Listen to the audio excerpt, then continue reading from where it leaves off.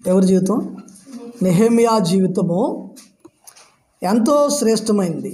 ఎంత శ్రేష్టమైందంటే ఇశ్రాయేలులో తాను కూడా ఒక పౌరుడు, ఇశ్రాయేలులో ఒక భక్తిపరుడు, దేవుడు అంటే ప్రేమ కలిగినోడు, దేవుని బిడ్డలంటే ప్రేమ కలిగినోడు.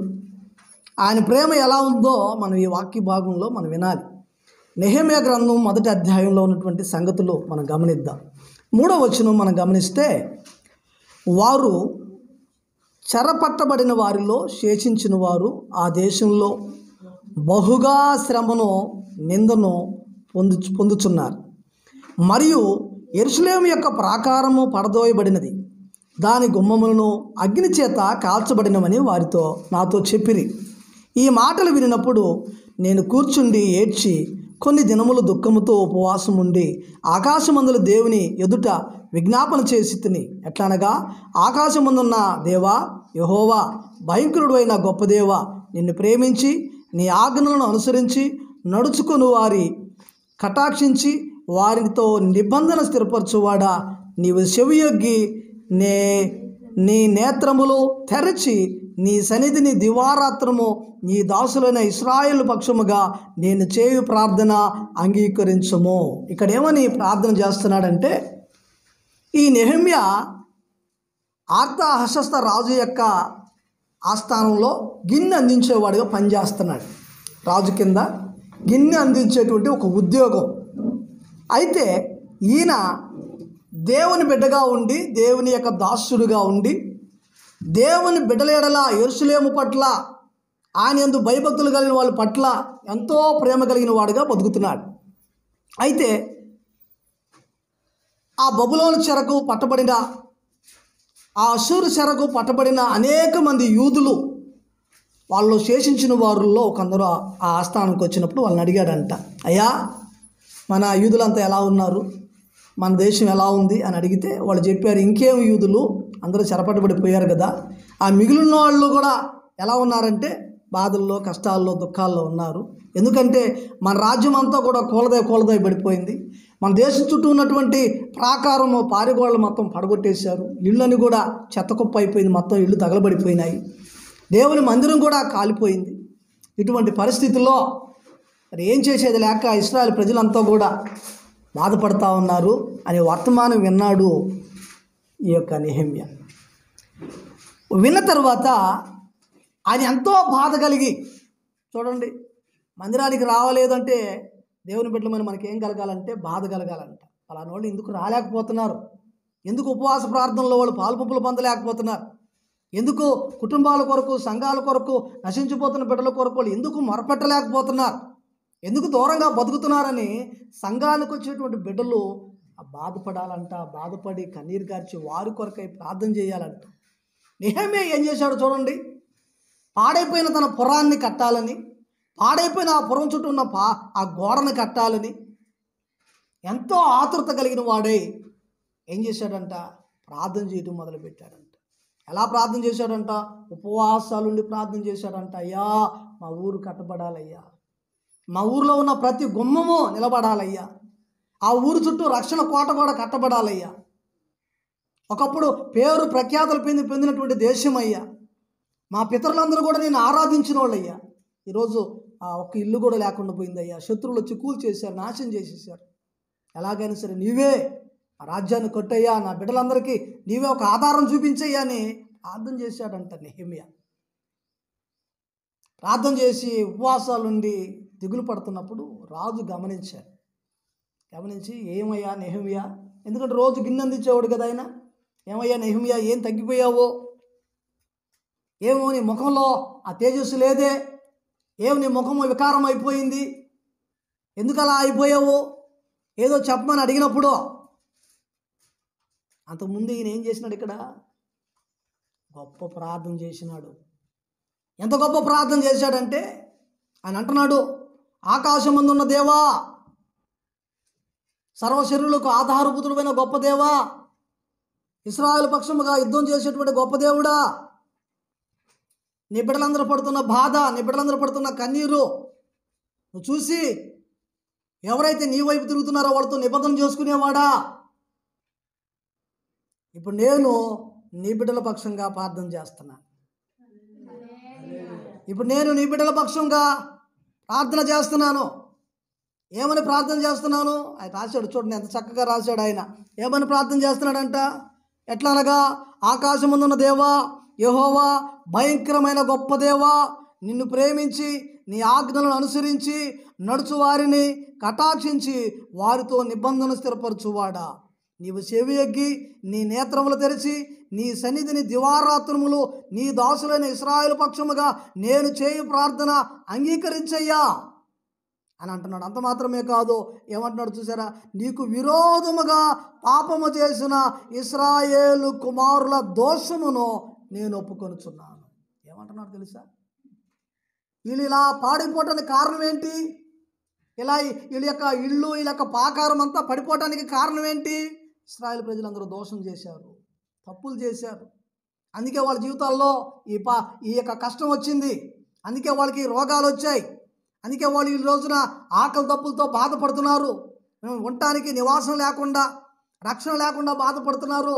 అయ్యా, నీ బిడ్డలు చేసింది తప్పే. ఎవరిని ప్రార్థన చేస్తున్నాడు? నీ బిడ్డలు చేసింది తప్పే, కానీ నువ్వు క్షమించేవాడవు, నీ బిడ్డలను కనికరించేవాడవు. నువ్వు మౌనంగా ఉంటే ఎలాగా? నీ బిడ్డలు బాధలు పడుతున్నారు, కన్నీరు కారుస్తున్నారు, ఎంత దిగుల్లో ఉన్నారో, ఎన్ని సమస్యల్లో ఉన్నారో, ఎన్ని ఆకలి దప్పుల మధ్య బతుకుతున్నారో. నీవే మౌనంగా ఉంటే ఎలాగా? నువ్వు ఆకాశం ముందు, నువ్వు భూమి ముందు, నువ్వు దేవుడివై ఉన్నావు. ఆయన చేసే ప్రార్థన మనం కానీ గమనిస్తే ఎంత చక్కని ప్రార్థన నెహెమ్యా చేస్తాడంటే, అయ్యా నీ బిడ్డల దోషమును క్షమించు అని అంట. ఎలా చేస్తాడు చూడండి ఆయన ప్రార్థన. నీవు చెవియొగ్గి నేత్రములు తెరిచి, ఆయన కింద మనం చూసినట్లయితే ఆయన అంటాడు, నా ప్రార్థన అంగీకరించుము, నీకు విరోధంగా పాపం చేసిన ఇశ్రాయేలు కుమారుల దోషమును నేను ఒప్పుకొనుచున్నాను, నేనును నా తండ్రి ఇంటివారును పాపము చేసి ఉన్నాము. ఎలా ప్రార్థన చేస్తున్నాడు? నేను నా తండ్రి ఇంటి వాళ్ళు. ఈయన పాపం చేయలా, కానీ ఎలా ఒప్పుకుంటున్నాడు? నేను నా తండ్రి ఇంటోళ్ళు అందరం కలిసి పాపం చేసామేమో, అందుకే మా మీదకి ఈ బాధ వచ్చి పడింది. నా తండ్రి చేసినా నేను చేసినా ఒకటే, నా గ్రామం వాళ్ళు చేసినా నేను చేసినా ఒకటే. నా గ్రామం వాళ్ళు చేశారంటే అర్థం ఏంటి? ఆ గ్రామంలో నేను కూడా ఉన్నాను కాబట్టి నేను కూడా పాపం చేసినట్టే. కాబట్టి నీ బిడ్డలందరూ చేసిన పాపాన్ని బట్టి, నేను నా తల్లిదండ్రులు చేసిన పాపాన్ని బట్టి నీ బిడ్డలందరి పక్షమున నేనే తప్పు ఒప్పుకుంటున్నాను. ఎట్లా ప్రార్థన చేస్తున్నాడు చూడండి. ఆ ప్రార్థన ఎంత విలువైందో మీరు ఆలోచించండి. మనం కూడా అంట ఎలా ప్రార్థన చేయాలో నెహెమ్యా చెప్తున్నాడు. అదే మన బిడ్డలు కావచ్చు, మన తల్లిదండ్రులు కావచ్చు, మన భర్తలు కావచ్చు, మన భార్యలు కావచ్చు, ఎవరైనా ఏ దోషంలో అయినా పడినప్పుడు మనం ఇలాగూ ప్రార్థన చేయాలి. ఎలాగ ప్రార్థన చేయాలంట? అయ్యా నా బిడ్డలు చేసిన పాపము, నా భర్త చేసిన పాపము, నా భార్య చేసిన పాపము, నా కుటుంబం చేసిన పాపము, అయ్యా నేను వాళ్ళు ఎరగకుండా నిర్లక్ష్యంగా తిరుగుతున్నారు.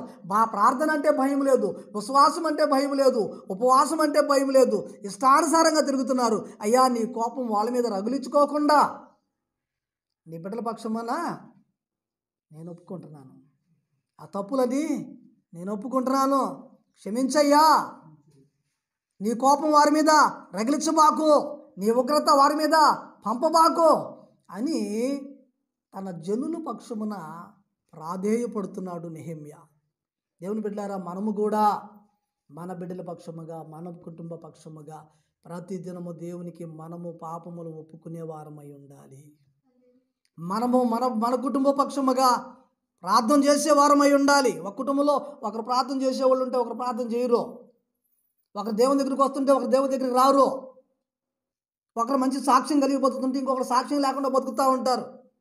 అందుకే దేవుడు అంటున్నాడు, నీవు రక్షించబడి ఉన్నావు గనక, నీవు నాతో ఉన్నావు గనక వారిని కూడా రక్షించుకునే బాధ్యత నీదే. అలా నువ్వు ప్రార్థన చేయగలగాలి. ఇది మనకి నెహెమ్యా ఈ ప్రార్థన ద్వారా మనకు నేర్పిస్తున్నాడు. గ్రామం అంతా, పట్టణం అంతా చేసిన తప్పును తన తప్పుగా భావించి ప్రాధేయపడుతూ దేవునికి ఒప్పుకుంటున్నాడు. దేవుని బిడ్డలారా, దేవుని స్తోత్ర. 7వ వచనం మనం గమనిస్తే, నీ సేవకుడైన మోషే చేత నీవు నిర్ణయించిన ఆజ్ఞలైనను కట్టడలైనను విధులనైనను మేము గైకొనకపోతిమే. ఏమంటున్నాడు? అప్పుడు నీ మోషే ఉన్నాడు. మోషే ఎన్నో ఆజ్ఞలు ఇచ్చాడు, 10 ఆజ్ఞలు ఇచ్చాడు మా యొక్క మంచి కోసం. మేము దీవించబడాలని, ఆ కానంలో ప్రవేశపెట్టబడాలని, సమృద్ధైన ఫలాలు మేము అనుభవించాలని మోషే ద్వారా నువ్వు ఎన్నో ఆజ్ఞలు పంపించావు. కానీ మేము వినలా. మేము తప్పులు చేసుకుంటూనే వచ్చాం, తిరుగుబాట్లు చేసుకుంటూనే వచ్చాం అని గుర్తు చేస్తున్నాడు దేవునికి. మోసే కాలంలో కూడా మాకు ఆదరణ ఇచ్చావు, కానీ మేమే మాట వినకుండా తప్పు చేశాము అని అంటున్నాడు. అంత మాత్రమే కాదు, ఆయన అంటున్నాడు, అదేదేమనగా మీరు అపరాధము చేసిన ఎడల జనుల్లోనికి మిమ్మల్ని చెదరగొట్టేదను. ఏమని చెప్పావయ్యా నువ్వు? మీరు ఎవరైనా తప్పులుగా చేస్తే మిమ్మల్ని ఇళ్లల్లో ఉంచను, గ్రామంలో ఉంచను, మిమ్మల్ని చెదరగొట్టేస్తానని చెప్పావు నువ్వు. అయినా మీ మాట మేము వినకుండా బతికాం కాబట్టి ఈరోజు గ్రామంలో లేకుండా మేము చెదిరిపోయాం. మా పట్టణాలు తగలబడిపోయాయి, మా ప్రాకారాలు పడిపోయాయి. కారణం ఏంటి? మేము చేసిన తప్పులకి నువ్వు మమ్మల్ని చెదరగొట్టావు. ఈరోజు అనేక సంఘాల్లో నమ్మకంగా వస్తున్న వాళ్ళు ఉండి చెదిరిపోతున్నారంటే కారణం ఏంటి? మనం చేస్తున్న తప్పులు, పొరపడుతున్న పొరపాట్లు. ఆయనేమో నీతి న్యాయాలు కలిగినోడు, తప్పు చేస్తే క్షమించడు. అందుకే మనం సరిదిద్దడానికి, మన తప్పులు తెలుసుకోవడానికి అప్పుడప్పుడు మనల్ని చెదరగొడతాడు, బాధల వైపు తరుముతాడు మనల్ని. ఆ బాధల్లోకి వెళ్ళినప్పుడు, అయ్యో నేను దేవుల్లో ఉన్నప్పుడు బాగున్నాను, ఆయనతో నడుస్తున్నప్పుడు బాగున్నాను, ఆయనకు ప్రార్థన చేస్తున్నప్పుడు బాగున్నాను అనే విషయాలన్నీ మళ్ళీ నీకు గుర్తు చేయటానికి ఆయన ఏం చేస్తాడు? మన తప్పులు చేసినప్పుడు చెదరగొడతాడంట. చెదరగొట్టి మళ్ళా నీకు బుద్ధి వచ్చేటట్టు చేసి మరలా ఆయన్ని ప్రాధేయపడేటట్టు దేవుడే మనకు చేస్తాడంట. దేవుని స్తోత్రం. అయితే మీరు నా వైపు తిరిగి నా ఆజ్ఞలను అనుసరించి నడిచిన ఎడల బూది గంతముల వరకు మీరు తోలివేయబడినను అక్కడి నుండి సహా మిమ్మల్ని గూర్చి నా నామము ఉంచు వరకు నేను ఏర్పరచుకుని నా స్థలమునకు మిమ్మల్ని రప్పించదునని నీవు సెలవిచ్చితివి కదా. ఏమంటున్నాడు? ఎప్పుడైతే మళ్ళా మనం ఆయన వైపు తిరిగి, అయ్యా మేము తప్పు చేశాము, పాపం చేశాము, అయ్యా మేమే మా ఇష్టానుసారంగా తిరిగాము, మమ్మల్ని క్షమించు అని మనం ప్రాధేయపడినప్పుడంట, ఎక్కడ చెదరగొట్టాడో, ఏ పరిస్థితుల్లోకి మనం నెట్టాడో మరలా తీసుకొచ్చి ఆయన సన్నిధిలో కూర్చోబెట్టుకుంటాడంట. మరలా సంతోషాన్ని ఇస్తాడంట, మరలా సమాధానాన్ని ఇస్తాడంట. ఎంత గొప్ప దేవుడు అండి. దేవుని స్తోత్రం. కాబట్టి దేవుని వాక్యం వింటున్న మనము నెహెమ్యా ప్రార్థన చూడండి, ఎంత చక్కగా చేస్తున్నాడు. మాట వినకపోతే నువ్వు చెదరగొట్టేస్తావని మాకు తెలుసయ్యా. చెదరగొట్టిన మరలా మేము ప్రాధేయపడి పశ్చాత్తాపడి పాపములు ఒప్పుకున్నప్పుడు మరలా మమ్మల్ని చేర్చుకుంటామని కూడా మాకు తెలుసయ్యా. అందుకే నేను ఈ ప్రార్థన చేస్తున్నాను. మా ప్రాకారం పాడైపోయింది, మా పట్టణం పాడైపోయింది, దాన్ని నువ్వు కట్టాలి, దాన్ని నువ్వు కట్టాలి, దాన్ని బాగు చేయాలి.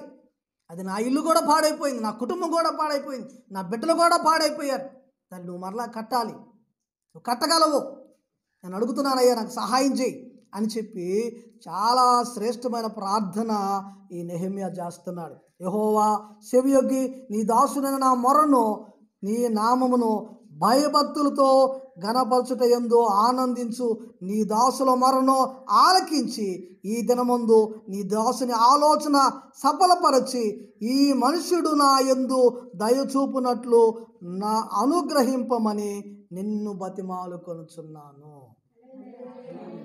ఏం చేశాడంట ఆయన ప్రార్థన? నేను రాజు దగ్గరికి వెళ్తున్నానయ్యా, నువ్వు గొప్ప దేవుడువు, నీ బిడ్డలను ఆదరించే దేవుడువు, నువ్వు తప్పు చేస్తే చెదరగొడతావు, మళ్ళా ఒప్పుకుంటే మళ్ళా చేర్చుకుంటావు అని ఎన్ని ప్రార్థన చేసి ఈ తప్పులను నేనే చేశా అని ఒప్పుకొని చివరిగా ఏమంటున్నాడు? ఇంత గొప్ప దేవుడిపై నీ దగ్గరికి నేను వస్తున్నాను, వీటన్నిటిని క్షమించి నేను ఇప్పుడు రాజు దగ్గరికి వెళ్తున్నా. రాజు మనసు మార్చబడాలి.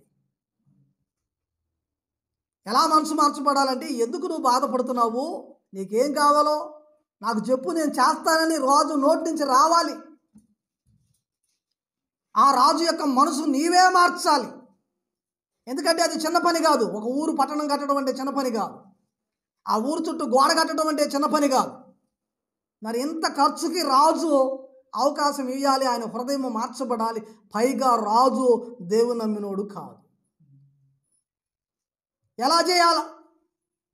ప్రభువా మీరే సహాయం చేయి అని ప్రార్థన చేసి ఆయన అంటున్నాడు, నేను బతిమాలు కొనుచున్నానయ్యా, నీవు ఆ మనుషుడికి దయ పుట్టినట్లు, ఆ మనుషుడికి నా మీద కనికరం పుట్టినట్లు, నా గ్రామం నా పట్టణము దీవించబడినట్లు సహాయం చేయమని ప్రార్థన చేసి వెళ్ళాడంట రాజు దగ్గరికి.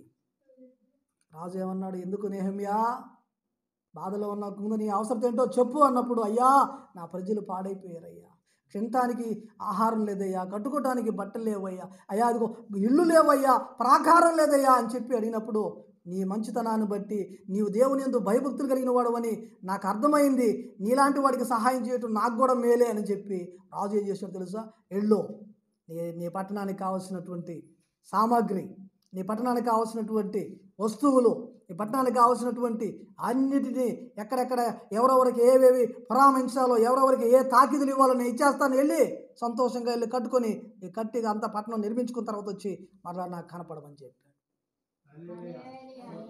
ఎంత గొప్ప కార్యం చేశాడు. అలా మేలు పొంది వెళ్ళి ఆ తర్వాత యెరూషలేము పట్టణాన్ని కట్టడానికి ప్రారంభించాడు. అది కట్టేటప్పుడు ఏమైనా సుఖమేమైనా ఎదురైందా? లేదు. ఎంతోమంది ఎగతాళి చేశారు, ఎంతోమంది నవ్వుకున్నారు, పరిహాసాలు చేశారు. వచ్చేసాడు గోడ కట్టడానికి, వీడు కట్టే గోడ నక్క దుగ్గిన పడిపోద్ది, కుక్క దుగ్గిన పడిపోద్ది అని ఎగతాళి చేసిన వాళ్ళు ఉన్నారు. అయినా కానీ లోకుల మాటలు పట్టించుకోలేదు. అయినా కానీ లోకంలో వచ్చే నిందలను ఆయన పట్టించుకోలేదు, అవమానాలు పట్టించుకోలేదు. ఆయన అనుకున్నది ఒకటే, నా దేవుడు నా పక్షం అన్నాడు. నేను చేసిన ప్రార్థన వ్యర్థము కాదు. రాజు హృదయాన్ని మార్చిన దేవుడు ఈ ప్రాకారాన్ని కట్టడా, ఈ గ్రామాన్ని కట్టడా, ఈ మనుషులను కట్టడా అని విశ్వసించాడు. ఆయన అనుకున్న రీతిగా యెరూషలేము కట్టబడింది, ప్రాకారాలు కట్టబడ్డాయి, దేవుని నామానికి మహిమ వచ్చింది. దేవుని స్తోత్రం. ఈ వాక్యం వింటున్న దేవుని బిడ్డలారా, మనము కూడా మన కుటుంబాల కొరకు, మన గ్రామం కొరకు మనం కూడా ఉపవాసాలుండి ప్రార్థన చేసినప్పుడు దేవుడు వింటాడా వినడా అంటే ఆయన తప్పకుండా వింటాడు. విని ఏం చేస్తాడు, మనం ఏదైతే అడుగుతున్నామో అది మనకు తప్పక సహాయం చేస్తాడు.